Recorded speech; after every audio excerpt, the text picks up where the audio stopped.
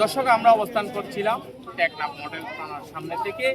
আজকে সেন্ট মার্টিনের গভীর সমুদ্র থেকে 15 জন মানব পাচারকারী সহ মোট 153 জন ভিকটিম নারী পুরুষ সহ আটক করে টেকনাফ মডেল থানায় হস্তান্তর করা হয়েছে।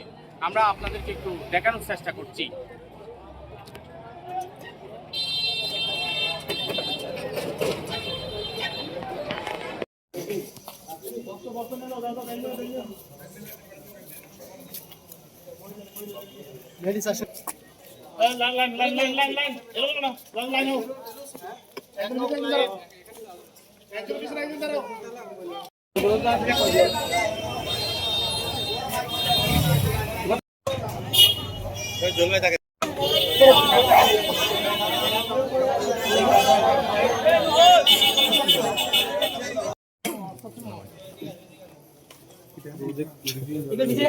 যে দালাল এই মালের এই মানব পাচারকারী হচ্ছে এইগুলো, এরাই হচ্ছে মানব পাচারকারী।